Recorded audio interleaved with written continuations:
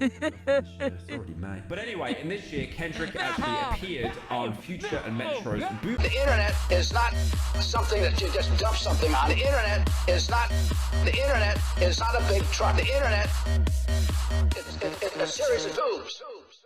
Oh, we're back. We're back. We are so back. Now, to any of the new gens that have found this channel, you probably have no idea what this video is. Essentially, years ago, I didn't do daily uploads. Instead, I actually did a recap talking about everything that's happened within the past week. Now, this is currently my second attempt to stop the slop train. A lot of people really did get sick of the daily uploads. Will you shut the hell up? So I'm trying to space things out now, see if it gets more views. I also put out this stalker video a couple of days ago as well. So we're going to see if this experiment pays off. I really hope it does. Now, I do want to be honest. We have had some budget cuts. Unfortunately, what you're seeing behind is actually nothing more than a green screen. Now, it does feel kind of weird to do another ASOT because honestly, if you've been on my subreddit, which is an absolute hell site cesspit, by the way, I have seen throughout the years, people over and over have constantly asked me to bring this series back. I'm not sure if this is going to be like a regular thing. It will probably just be a one-time thing, but that really all depends on how this video performs. Now, I'm hoping by returning to ASOT, a series of tubes, the channel will no longer be called Slop. Slop, by the way, being a contender of the year for a specific word under the Oxford Dictionary. Like, I'm not joking. You can literally see how it says slop and then brain rot. Those are the two options, by the way. And how are we going to start off this episode, this anti-slop video? By talking about the Hawk Tour girl. Talk to a podcast. I also want to say, I know I look like a walking product placement, but we do actually have Christmas merch available right now. It's in the form of a jumper and also a beanie. Once they're gone, and they are very comfortable to wear, no bias. Now, I would like to congratulate the Hawk Tour girl, or as she's sometimes referred to by her real name, Haley Welch, on the launch of a brand new scam known as the Hawk Coin. I'm sure this had nothing to do with the fact that a couple of weeks ago in the previous episode, she actually had Mark Cuban from Fish Tank on the podcast, because soon after that, she then launched her own meme coin called Hawk. I mean, honestly, are we really surprised? Are we actually surprised that the same girl who a couple of weeks ago released a Pookie Tools AI dating app is now launching a scam coin? You can also see on her Twitter as well, she's repeatedly sucking up to Elon Musk the entire time. And the worst thing is about this coin, people will buy it. You will definitely have some dedicated morons. Now this is different to, like, you know, people ironically, you know, giving the Hawk Tour podcast a 10 out of 10 on IMDb. That was funny, but buying this coin won't be, because I swear 9 times out of 10, when a creator launches some kind of crypto coin, it's a rug pull. They've already put like thousands or tens of thousands or even millions into the coin. They hope you buy into it to, you know, inflate, wrong word, make it the coin have more value, and then they rug pull it, and they're the only one that actually makes any kind of profit. It really is a tale as old as time. It's the same thing about crypto in general. It's meant to be, you know, like an open currency that anyone has access to, despite the fact that billionaires own pretty much 99% of it. I mean, a great example of celebs releasing their own meme coins is Iggy Azalea. She had this coin called like Mother. Now, surprisingly, that coin, from what I can see on Coinbase, seems to be somewhat stable. The rug pull actually hasn't happened yet, but don't worry, it will happen. Another good example is Sexy Red. She actually had like her own meme coin called Prezi released as well. I don't mean to be cynical, get it? Haha, it's in the name. But genuinely, when big famous people get involved in crypto, it basically is legal insider trading, because they already have the information, they already have most of the assets to put into the coin. And unfortunately, crypto is a situation where the rich get richer. If you've got more money, you've got more money to be able to influence the market, especially if you know through, again, insider trading, that there's going to be a rug pull. And I'll be honest, I'm pretty sure the Hawk Tour girl has a +10 intelligence stat, but someone will probably be managing all of that for her. But then other albums like Good Kid and Mad Cheeto. City. Speaking of scams, I would like to address the elephant in the room, the brand new Kendrick album that dropped last week. Now, I understand, right? Me talking about like any kind of rap album after certain incidents, it's probably not good for me to do. But thankfully, I'm not the only one feeling PTSD from the Drake and Kendrick beef after I butchered basically every single person's name, because after Kendrick's album dropped, Drake was a little bit salty, to say the least. He was threatening to sue Kendrick. He also had like some bizarre rant on stream. Now, even when this beef originally happened, there were loads of conspiracy theories. There were apparently music labels begging them to stop. And then on the other end of the spectrum, people thought this was all just staged to get everyone talking about them. And if it was staged, which I don't believe it was, it's worked wonders. So Drake basically had two choices: come back with his own album to clap back at Kendrick, or to run to UMG like a bitch boy and cry about it. So he sent a lot of pre-action petitions, which is basically like, I'm not doing anything legally yet. This is just a bit of a threat to stop it. He sent this to UMG, to Spotify, iHeartRadio for essentially launching this illegal, evil master plan to boost Not Like Us. Now, again, I do want to say this is a pre-action petition. It's not like a lawsuit or anything like that. And also on top of that as well, a lot of people were actually clowning on Drake's claim because when he released his album Scorpion, you just couldn't escape the man's face even if you tried. I want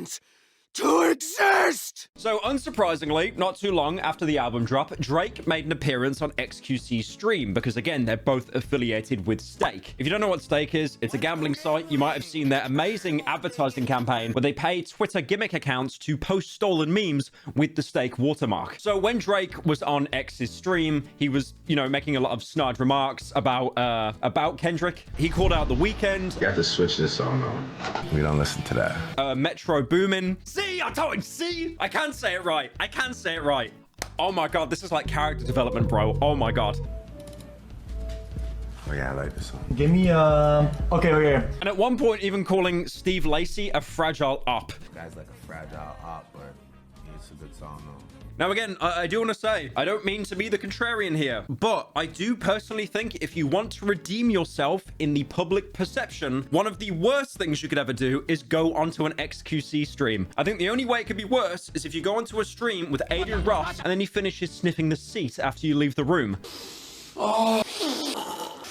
I think I'm ready, bro. And not only that as well, but apparently Kendrick was actually poking some fun at him for some of the stuff he was saying on stream. Now, all I'm going to say is there's a lot of more humble music artists, like, for example, Father John Misty, who seems to have this amazing karmic intervention. Whenever he drops an album, Kendrick will drop an album on the exact same day. This happened in 2012, 2015, 2017, 2022, 2024. And that's one of the reasons why Jacksepticeye tweeted out mustard in all capitals, because that was basically a meme of the Not Like Us-esque track off Kendrick's latest album called TV Off. That's obviously referencing the producer of the song, Mustard. Now, the really funny thing is about Jacksepticeye tweeting that, a lot of people didn't actually know the context that it was related to Kendrick, because all you can see on his Twitter is him screaming out mustard and then following up by saying, by the way, I just got diagnosed with autism.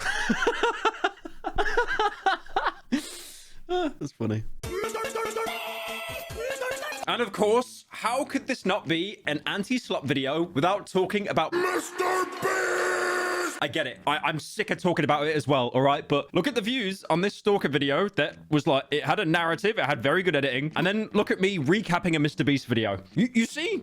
You see why there is no point? So I wanted to quickly go over the sit down that he had with Umperville, because I think that MrBeast, as he said himself in the video, he doesn't like doing response videos. He feels it's quite alienating as opposed to having a sit down conversation. I mean, to be honest, I don't think most people like to actually get up on camera and talk about horrible things that they have been accused of. You know, when I did my response back in 2020, like imagine if I was just like sat down with someone talking about it. I also did want to point out as well, before the Umperville video, there was actually a podcast released with MrBeast and then Cold Ones, Chad and Max, but that was recorded all the way back in June. I did watch through the entire thing. Honestly, there isn't really much to talk about there. I also want to say as well, I know that like MrBeast and Chad and Max have completely different personality types, because like a lot of the jokes you can tell, they're just going straight over Jimmy's head. It's just really awkward. Now, to summarize Umperville's interview, it has a longer runtime than The Substance, which is probably one of the best films that I've ever seen. It's so good. But anyway, I'll stop glazing it for a minute. Now, I won't go over the whole video because I have talked about it more in depth when I reacted to it on the Pyrocynical TV channel in full, and also on the To Be Honest podcast. There'll be an episode out soon. But one of the biggest things that happened in the interview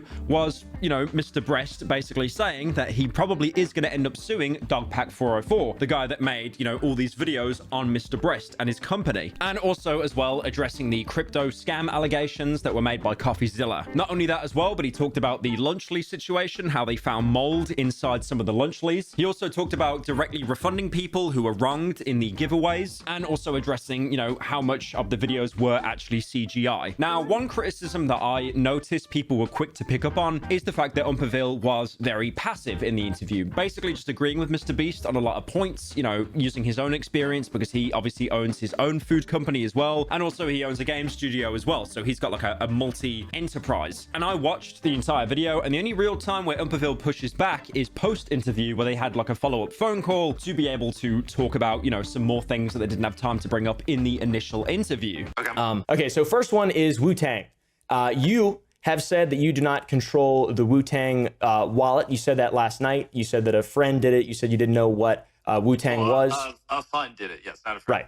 Right. Okay, a fund. Okay. On a podcast with Logan Paul about CryptoPunks, you talk about a call you had with Mr. Gary, where you claim to have bought and or sold CryptoPunks, but then later decided to roll the money into VFriends. And this is all like video, obviously. And this trading activity all happened within the Wu-Tang wallet, which we talked about last night.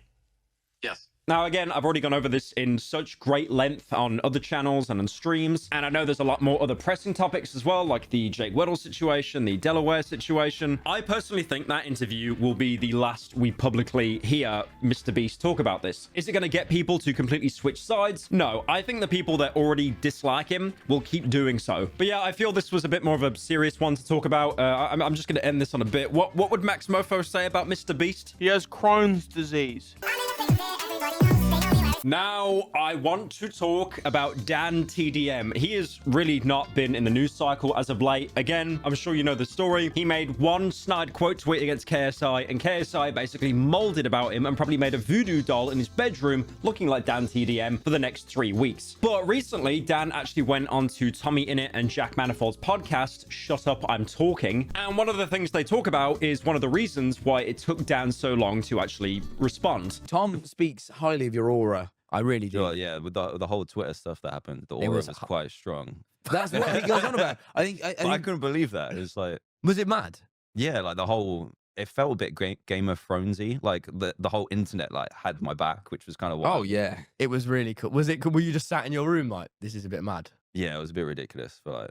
It was for, like, 2 awesome. weeks. And then the living the dream. Living the dream was crazy. I like, mate, he's been crying for like 2 weeks straight, and you come in and just like, I have a great life. That was incredible. That was my way of like. You went for him now and all. You did like 2 days KSI. ago. Yeah, but he didn't reply. Well, he's learned, hasn't he? Now, I know this is going to blow some people's minds, but surprisingly, not responding to KSI was the better move. And I think it was a really weird situation as well, because it wasn't just like two fan bases clashing with each other. This was basically the majority of the internet in general backing Dan, basically just to attack KSI. But I did talk about this before. When you're as big as KSI, you know, that is just a whole different ball game of YouTube. You're basically a real life celebrity at that point, and any news is good news. I made this point before in previous videos talking about the situation, but let me give an example, right? Kids at school, they're talking about KSI's song, and they say, oh, have you heard the song? And then the kid would probably go, oh, maybe. I haven't watched KSI in like 5 years. I don't really care. But then if the same kid says, oh my God, have you heard KSI's new song? It's trash. Everyone's attacking him. Then you'll probably hate watch the content out of pure interest, which gets him more clicks and views. They also talked about the situation with like Jacksepticeye being one of the first YouTubers to actually criticize Logan Paul during the whole, the Forest event back in 2017. Overall, you can tell that KSI and Dan are two completely different people. Dan is kind of just happy with his more quiet life. He's got a family now. KSI, on the other hand, is a performer, and it's just so obvious that he was like rage baiting the entire time to get interactions and clicks. Now, if anything, personally, I think KSI should be responding to one person in particular. That is the person who is getting a KSI tattoo every single day until KSI acknowledges him. I've made a severe lapse in my judgment. Logan Paul, the godfather of prime hydration. Recently, Logan Paul has been a bit of a naughty boy. He's been in quite a lot of hot water. It's funny, actually, because one of the biggest criticisms that MrBeast got at the time, apart from the 39,000 allegations, questions was the fact that why has he chosen to associate himself with Logan Paul? Obviously, as you know, Logan Paul is in a lot of hot water because of like various crypto allegations, basically just like scamming people. And recently, Logan was approached by the BBC to do an interview. Now, this interview was headed by Matt Shea. He seems to be more of like kind of a freelance journalist. I remember he worked with Vice some years ago, but I've seen him on like BBC and Channel 4 as well. This is basically the guy that likes to go after big celebrities with really damning accusations. And he actually even did this in the past with interviewing Andrew Tate, promising Andrew Tate a box of chocolates if they can get the interview set up. Bring me a box of chocolates. Promise to bring me a box of chocolates. That will increase your chances, and I'll give you an answer within 24 hours. And then after setting up the interview, traveling all the way to Romania, Andrew basically ghosted him, laughing at him from his security room, seeing him wandering outside his complex. Now, this ended up with Logan uploading his own video called I Trolled the BBC with My Lookalike, because Logan flaked the interview as well because he realized if he's actually asked hard-hitting questions, he'd probably fold. And also, he's been studying the arts of responding like Andrew Tate, where you just don't respond at all and you're incredibly argumentative. Your wife starts talking, you're like, I love you. Now, this video is obviously a bit of a hit piece on Matt Shea, and some of the claims that Logan makes are really weird. Like, for example, finding out that through leaks, I guess, online, his email is actually associated with a Pornhub account. Stupid, although we did find out there's a registered account to Matt Shea's personal Gmail, but let's pin that. God forbid the man in his 30s watches porn. Oh my God. Oh, that's so bad, guys. Now, when the body double actually came in, Matt pretty quickly clocked on that it is not Logan Paul. Let's just get out of here. I'm not doing this. Maybe it's Logan Paul if he was surviving on like one loaf of bread a week. But yeah, he clocked and then he left, which then led to all of Logan's cronies basically harassing them outside the studio and bringing up the fact that the BBC in the past has employed some incredibly dodgy people. I really do like this master plan of Logan to basically just harass these interviewers, but at the same time, he makes very, very sure to never actually show his face on camera to any of the interviewers. He'll get his cronies to do things for him, but he'll never actually do it himself. When they go to sleep, okay, then we're gonna grab them. Hello. You may have noticed that the background has changed and I've changed clothes. This was actually recorded on the same day. I just had to take a bit of a break to have a session with a PT because it's the UK and it couldn't be more depressing. It is now pitch black outside at 3 in the afternoon. You know what? Honestly, what I don't understand, I used to love how it got dark so early as a kid. And now it's depressing. No wonder people get that like seasonal affective disorder stuff. Now, one of the topics I wanted to talk about here was Tectone. Okay, because this is the whole meta now. Now, Tectone is a really popular Twitch streamer. He was associated with OTK, which is like the Miskiff Asmongold org. And recently, an ex-girlfriend, Pink Chew, actually called him out. Never actually named him, by the way, in the actual statement, but it was still pretty much about him. So in this Twitter thread, she talks about some like pretty bad stuff, like for example, being degraded, sexually abused as well. But again, to reiterate, his name is actually never dropped once within the thread. Now, a lot of people already had game theories that this was about Tectone, but he basically self-reported and came out himself on stream to talk about the situation. I did everything for you. I helped you with everything. I fixed everything for you. Like nobody else was there for you in your whole life. Your words, not mine. Not only that as well, but he also makes references to people who have apparently asked him to sign an NDA to not talk about them, and claims that they are the same R words, as he puts himself, as the people putting these claims in your head. The same people who are talking behind my back illegally, by the way. The same people who placed me under an NDA. You're talking to after letting them get in your head and make you imagine problems that never happened. He also made a tweet demanding that Pink apologize to him, or within 2 weeks he'll resort to legal action. Even people like Asmongold have basically said themselves, if this is found out to be true, then he should be in jail. It's a very serious legal conversation that, if the accusations are true, should follow jail time. Let's be honest. Now, as I'm recording this video, OTK haven't made any kind of statement or anything, and also Tectone's contract with OTK is about to expire and he won't be renewing it. Close your eyes. But he has said himself that he doesn't actually think that the allegations are anything to do with why he's not renewing the contract. You're just going to do a favor for a 13-year-old girl. Finally, I get to talk more about DrDisrespect. Now, DrDisrespect had a very weird cancellation because after he was cancelled by the internet, Twitter mocking him relentlessly, he basically sided with the right-leaning side of the internet. So as we know, DrDisrespect, he got the the hammer back in 2020. And then after moving over to YouTube to streaming, he actually lost monetization on that platform as well. So what can he do? Twitch doesn't want him. YouTube have essentially soft banned the guy. Now, he did try to appeal YouTube's decision, but unfortunately, YouTube turned around and said, no, your appeal has been denied. So at the minute, the doc is streaming on YouTube basically for free. Obviously, there is TTS, text-to-speech donos, that you can do as well, which is how, to be fair, most streamers do make their money anyway, but there's no like sub button or anything like that. But never fear, never fear. The doc has now shown us where he will be streaming his brand new content on a completely different platform called Rumble.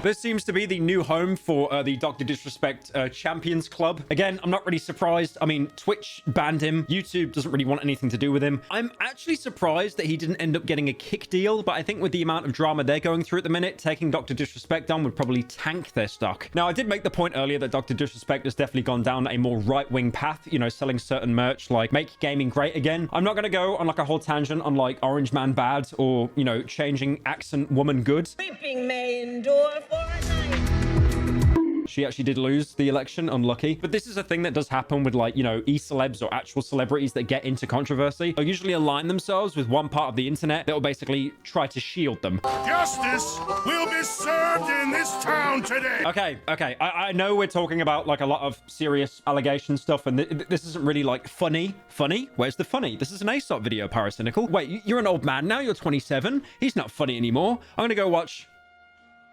Kai Cenat. And that is where we talk about our next story, Kai Cenat. He's recently been doing a production of Mafiathon 2. It's basically a subathon, but with the with his group, the Mafia. Now, I haven't really been following Mafiathon 2, mostly because I'm not 10 years old. But there have been many clips. Of course, the obligatory AI clips that, you know, just situations that didn't even happen. Now, Kai did the original Mafiathon all the way back in 2023. He was very happy about it, very excited, and he was also able to beat Ludwig's own personal record. Yep, sorry about that, guys. I think all the Ludwig glazing's caught up to me. However, that record actually wasn't held for that long, because shortly after, Iron Mouse, one of the most popular VTubers in the world, did her own record and got over 300,000 active subscribers. And when Iron Mouse beat out Kai, he did actually address it on stream, you know, in a pretty commendable way, saying that she was always a huge streamer in the first place. I've seen the majority of people hating on Iron Mouse for breaking the record. But chat, if you guys know your Twitch history and stuff, Iron Mouse has always been top 5 all time. She's always been on the leaderboards all time. You feel me? She's not nothing new. But obviously behind the scenes, he was working on a sequel to Mafiathon to try to beat out Iron Mouse, which he did, because now at the minute, he has over 500,000 subscribers on Twitch. Now, by doing intense data scalping and algorithm research, which is me just typing in Twitch sub calculator into Google and clicking on the first result, 500,000 Twitch subs is apparently just under $3 million.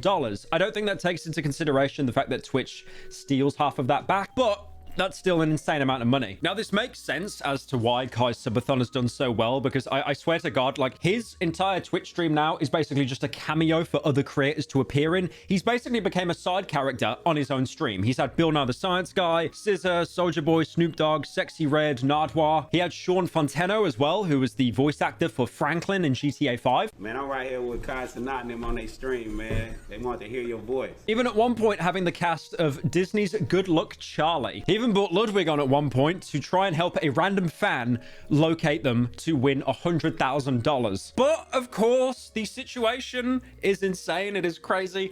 And without a Kai Cenat stream, there wouldn't be a little bit of controversy. One of the big blunders that Kai went through was having Chris Brown on one of his streams. Now, one of the reasons why some people don't respect Chris Brown at all, and they thought this was just overall a bad move, is because of his allegations with assault on his previous ex-partner, that being Rihanna. That occurred all the way back in the early 2000s, but again, one thing that is always clear, the internet never forgets. He also got into a little bit of drama as well, because there were two guys in his entourage that were sitting on top of each other, and he was being like a little bit homophobic towards them. Hey!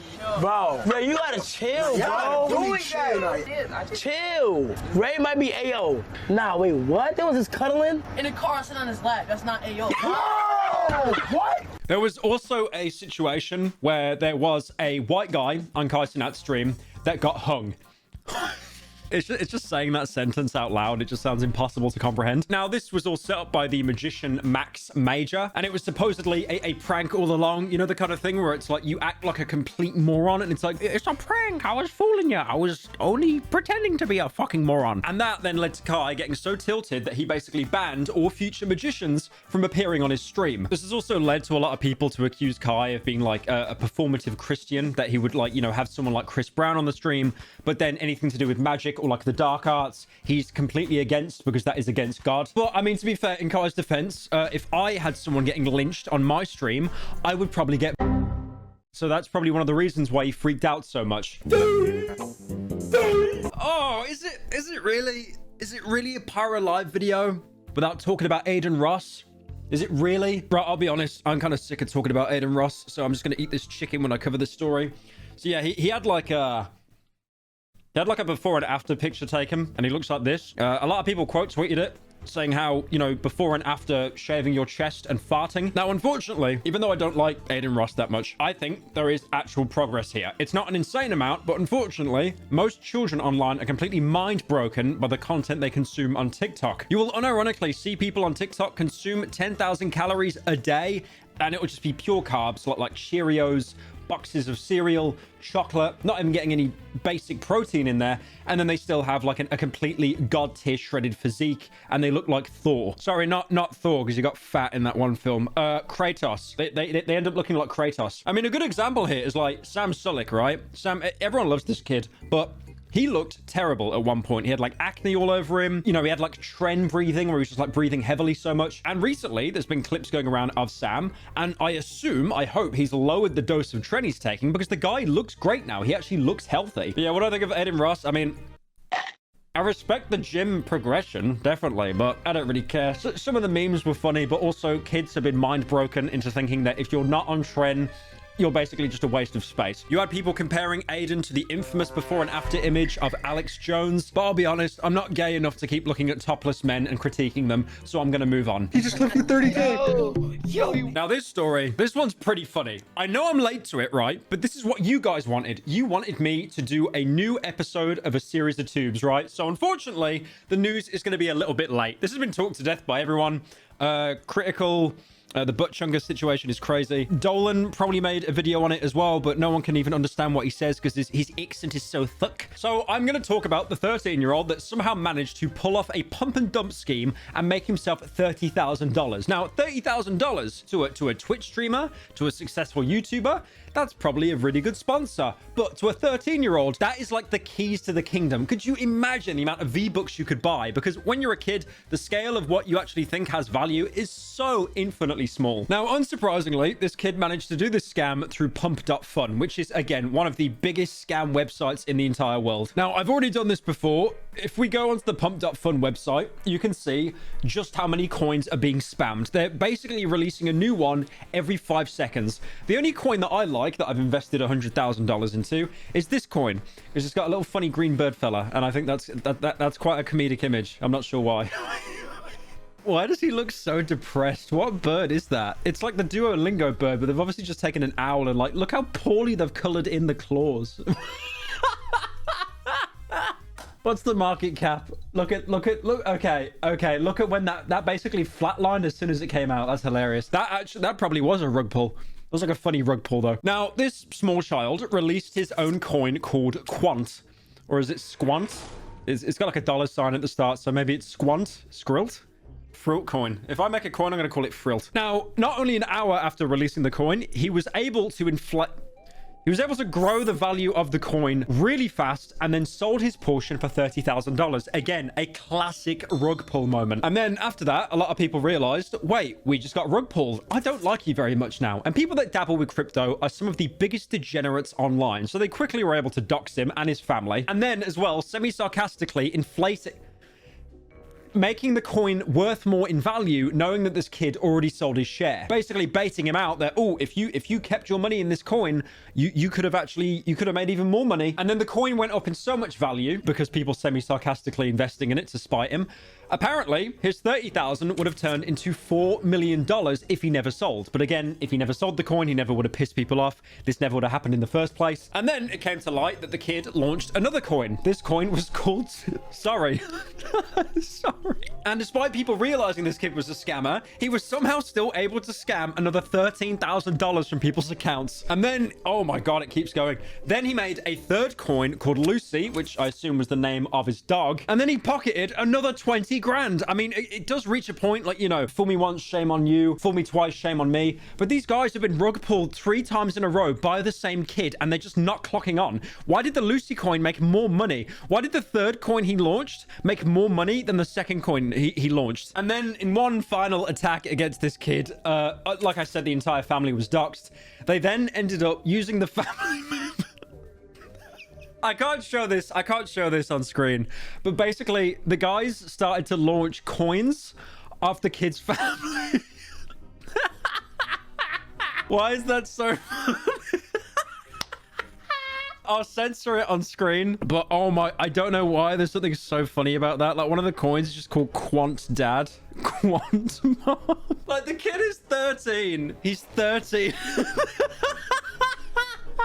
Getting like hard doxxed at 13, and then they make like meme coins of your entire family.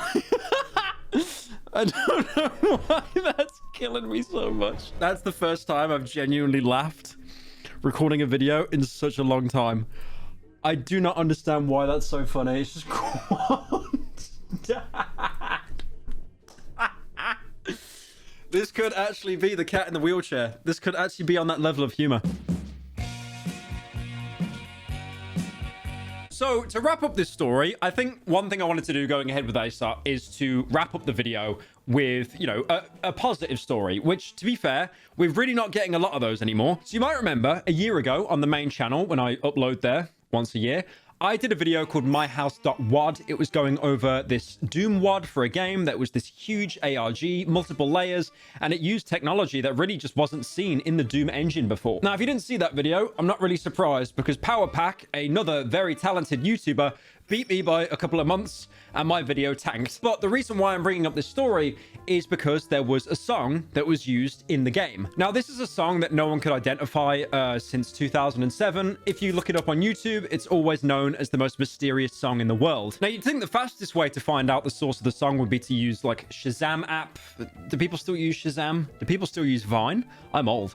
Or they could actually try to upload the video onto YouTube, hoping they get a copyright claim, which would ID the actual name of the song. But again, this song is like lost media. It's impossible to find. So this started with a German brother and sister, and they basically went on the hunt for the name of this specific song, and it was on a cassette. And even though in this cassette there were well-known song groups, like for example The Cure, XTC, not to be confused with Screaming Gibberish Man, no one could actually identify the song because it just wasn't appearing in any databases online. But back in 2019, there was a huge amount of resurgence to try to identify this song. There were Discord servers, there were subreddits, but finally we have the answer from no other place than Reddit.